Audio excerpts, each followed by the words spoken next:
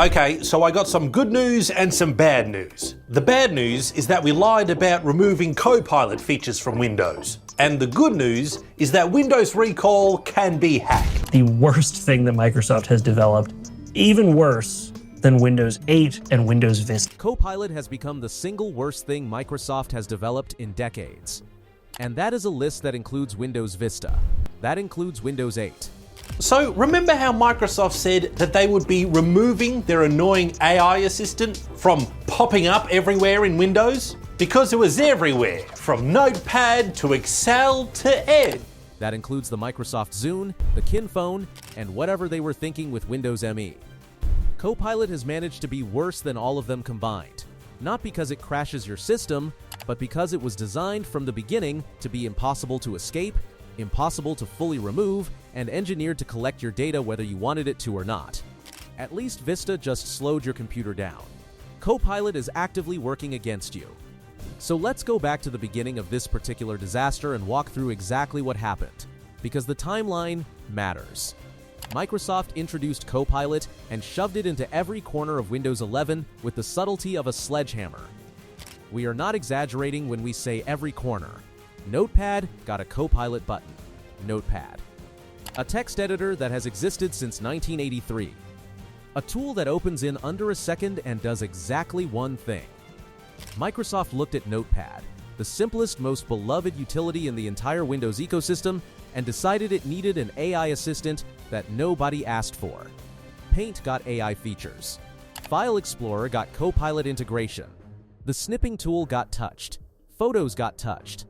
Excel, Edge, Teams, Outlook, all of them were suddenly Copilot powered whether you wanted them to be or not.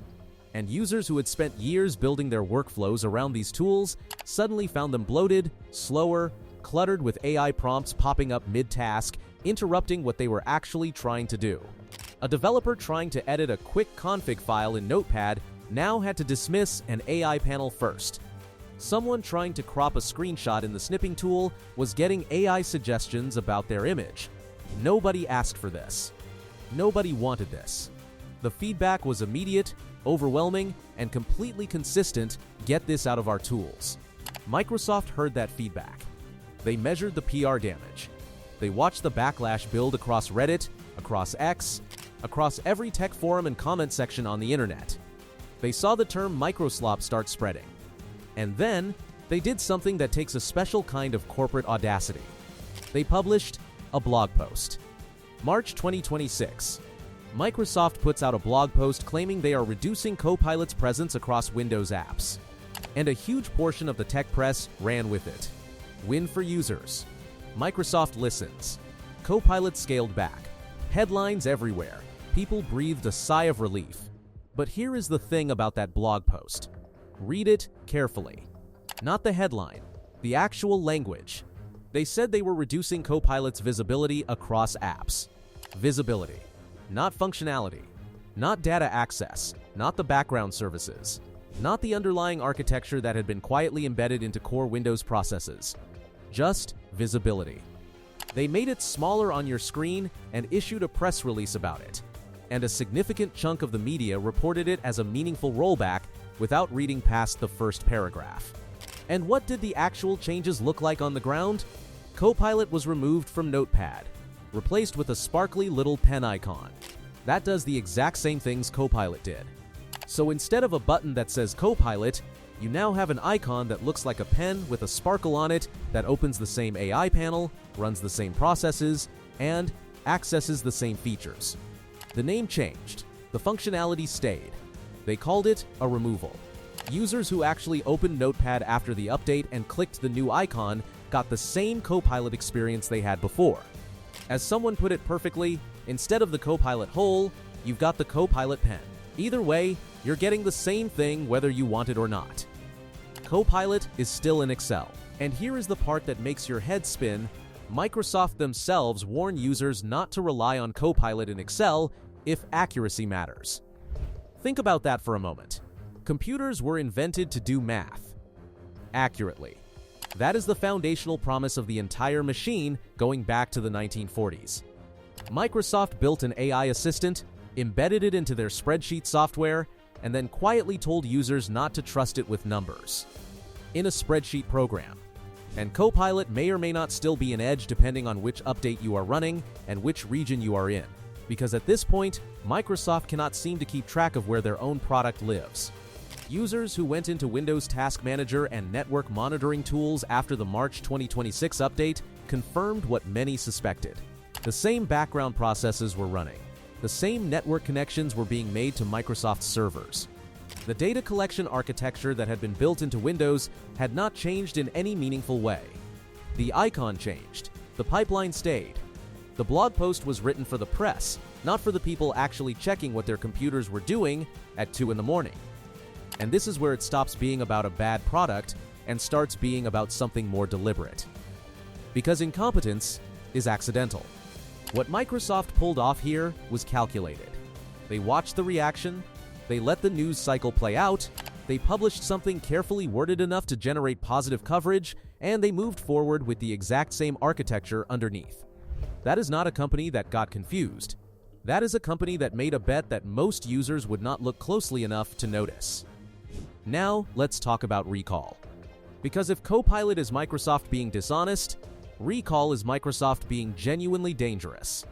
And the story of how this feature was built, launched, exploited, and then defended by Microsoft is one of the most stunning examples of corporate negligence in recent tech history. Recall was introduced as a revolutionary productivity feature. The pitch was simple and, on the surface, actually sounded useful. Windows would take constant screenshots of everything you do on your computer. It would build a searchable timeline of your entire digital life. Lost a web page you visited 2 weeks ago? Recall finds it. Can't remember which document had that one paragraph? Recall finds it. Search your entire computing history using plain language. Sounds convenient. Sounds innovative. Sounds like something you might actually want. Until you find out how it worked under the hood. Recall stored every single screenshot, every piece of captured data, every searchable record of your digital activity in a completely unencrypted local SQLite database. No encryption, no meaningful access controls. No protection of any kind sitting between that database and anyone who could get access to your machine, even briefly. Banking sessions were captured. Passwords typed in real time were captured. Private messages, medical records, legal documents, personal emails, all of it sitting in a flat database file that anyone with basic technical knowledge could read like an open book. A cybersecurity researcher named Alexander Hagena built a tool called Total Recall within days of Recall's public launch. Total Recall could vacuum up the entire database in seconds. Every screenshot, every captured interaction, every piece of your digital history that Windows had been quietly photographing. Gone. Extracted. Available to whoever ran the tool, and the script to do it was not sophisticated. We are talking about something a motivated teenager could write on a Saturday afternoon. Microsoft had built a keylogger into Windows. That is not an exaggeration. That is a technical description of what Recall does. It captures keystrokes, it captures screen content, it stores it all in a searchable database.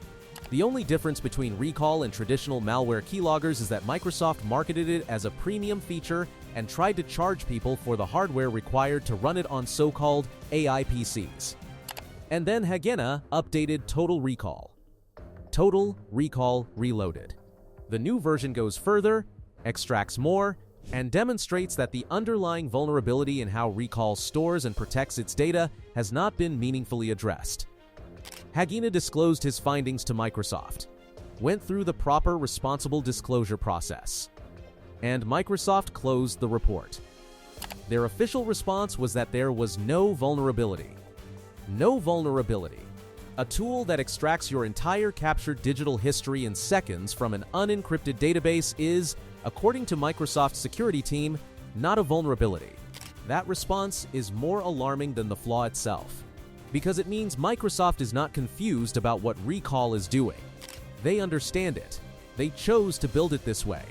And when a security researcher demonstrated exactly how catastrophically it could be exploited, their answer was to close the ticket and move on. The response after the initial launch was no better. No emergency patch. No immediate rollback. No executives standing in front of cameras taking accountability. Just vague corporate statements about ongoing security reviews, quiet delays, and the feature sitting in Windows Insider builds completely intact while Microsoft figured out their messaging strategy. And then came the part that should genuinely make your blood boil. Users who had manually disabled recall, who had gone into their settings, made a deliberate choice about their own computer and their own data, found out after subsequent Windows updates that their settings had been silently overridden. Microsoft pushed architectural changes that made the previous opt-out mechanisms obsolete. You turned it off. Microsoft turned it back on. In a background update. Without asking you, without notifying you, without any explanation. You made a choice about your own machine. Microsoft undid it and said nothing. Now let's talk about who is actually running this operation, because the leadership commentary on all of this has been remarkable in the worst possible way. Mustafa Suleyman, Microsoft's AI CEO, stood in front of an audience and compared Copilot to Snake on a Nokia phone. He said this, unironically, as a genuine, serious defense of why people would eventually come around on AI integration in Windows. He compared a system that was actively collecting user data without meaningful consent, that had just exposed a catastrophic security vulnerability that users were overwhelmingly rejecting at a rate of nearly 97% non-adoption, to a beloved little mobile game that people chose to play voluntarily on, a device they fully controlled. Snake did not take screenshots of your banking session. Snake did not store your passwords in an unencrypted database. Snake did not get silently re-enabled after you turned it off.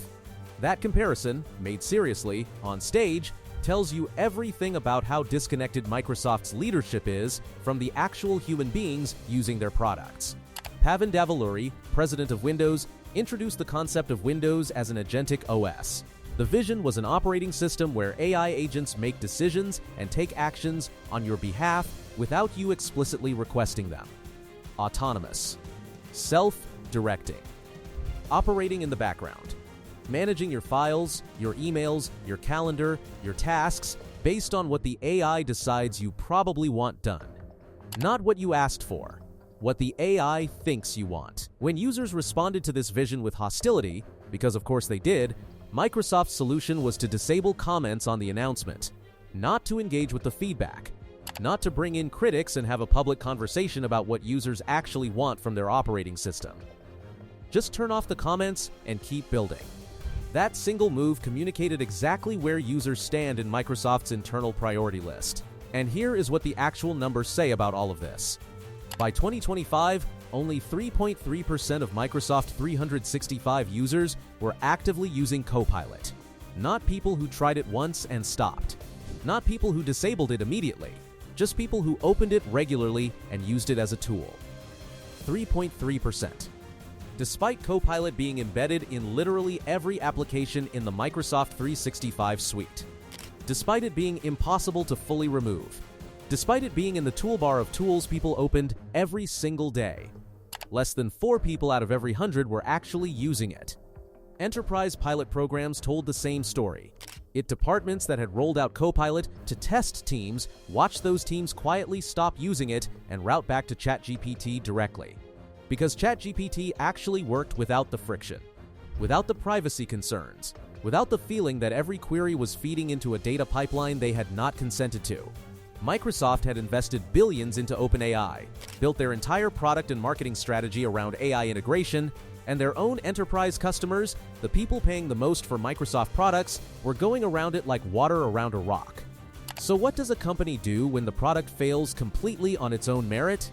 It changes the business model instead of fixing the product. Microsoft started bundling Copilot into the base Microsoft 365 subscription rather than keeping it as an optional paid add-on. Price increases rolled out across plans. The choice stopped being whether you wanted Copilot. The choice became whether you wanted Microsoft 365 at all. If you did, Copilot came with it, ran inside it, and collected data through it. The opt-out stopped being real. Even in enterprise environments with full administrative controls, Copilot could not be completely removed. Disabled temporarily? Yes. Restricted in certain contexts? Yes. Permanently uninstalled and gone? No. Users could reinstall it through the Microsoft Store regardless of what it had locked down at the organizational level. The product was engineered to be unkillable, not because of technical necessity, by design. Internally, sources suggest Microsoft is aware of exactly how badly this is landing. The term being used in some reporting is code red. The adoption numbers are not what was promised to investors. The satisfaction numbers among the users who do engage with it are not what was promised. The enterprise rollout that was supposed to drive a new wave of Microsoft 365 revenue has not materialized. The company that bet its next decade on AI integration is watching its own customers actively avoid the product that bet is built on. Here is what Copilot actually is, once you strip away the marketing language. It was never a productivity feature. That was always the hook. Helping you write emails faster, summarizing long documents, finding things in your files, those were the reasons they gave you to accept having it on your machine. The real architecture underneath was something different. Copilot was built as data collection and monetization infrastructure wearing a productivity costume. Every interaction fed back into Microsoft's AI training pipeline.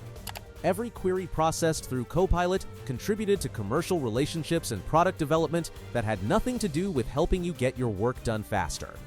And the integration was engineered from the beginning to be deep enough that removing it would mean dismantling core Windows services. That was not an accident of poor planning. That was the strategy. Not to build something so useful you would want to keep it. To build something so embedded into the OS that you could not remove it even when you wanted to. To make opting out technically difficult enough that most people would give up and leave it running. The security implications of this strategy extend far beyond recall. When AI processes are reclassified as core system services rather than optional applications, they receive elevated system permissions by default. They run before your user session loads. They persist after your session ends. They interact with hardware at a level that standard third-party applications are never allowed to touch. A vulnerability in one of these processes is not a vulnerability in an app you can uninstall and replace. It is a vulnerability in the operating system itself, in the thing your entire computing life runs on top of. Security researchers have been raising this specific flag consistently since Copilot integration began going deep. The attack surface Microsoft is creating by embedding AI this thoroughly into Windows is enormous and largely unexplored. Most of it has never been seriously stress-tested. Recall was the first major proof of concept for what a vulnerability in this layer actually looks like in practice. It exposed your banking sessions, your passwords, your private messages, your medical records, all of it in seconds. It will not be the last proof of concept. The only question is what the next one exposes and how many users are affected before Microsoft decides it is worth addressing seriously. The internet's response to all of this crystallized into one word: microslop. It emerged organically across Reddit threads, X posts, YouTube comments, and tech forums, and it spread with the particular velocity that only genuine collective frustration produces. And when Microsoft quietly began pushing back on usage of the term, flagging mentions, discouraging media outlets from using it, it spread 10 times faster. Every attempt to suppress the word became more evidence that the word was accurate. You do not try to kill a meme unless the meme is hitting something real. Microslop captures something specific. It is not just frustration with bad software. Bad software happens. It is the feeling that a company with the resources, the talent, and the market position to build genuinely excellent software has stopped trying to do that and started prioritizing the appearance of innovation over the reality of it. Shipping things to say they shipped them. Rebranding things to avoid accountability for them. Measuring success by investor presentations instead of by whether the product actually works for the person sitting in front of it. Linux adoption has been climbing. Tech communities have documented real, measurable spikes in dual boot setups and full Linux migrations following each Copilot controversy. But the average user, the person who just needs their computer to open documents and browse the internet without being spied on, does not have the technical background to make that transition. They are stuck inside a system that has decided their data is a more valuable asset than their consent, their preferences, or their trust. People just want Windows to be an operating system. They want to open Notepad and write something without an AI panel appearing.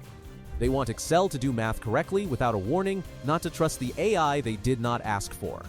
They want the settings they choose to stay chosen after a Windows update. They want their screenshots to stay on their machine. These are not radical demands. These are the basic promises that personal computing was built on. Microsoft has decided those promises are no longer the business they are in. You are not the customer anymore. You are the data source. You are the training pipeline. You are the product being sold to the commercial relationships that actually matter to the people running this company. And the question that sits underneath all of this, the one that actually matters beyond the frustration of bad software and corporate dishonesty, is this. When did we stop owning our computers?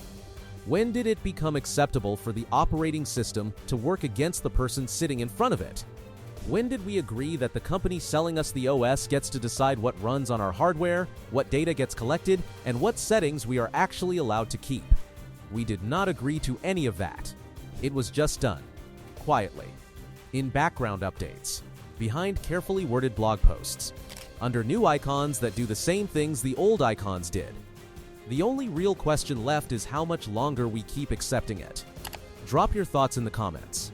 And before you do, open your task manager. Check what is running. Check what is connecting to the internet. You bought that machine. You should know what it is doing. If this made you angry enough to finally do something about it, like, share, and subscribe. And check your settings. All of them.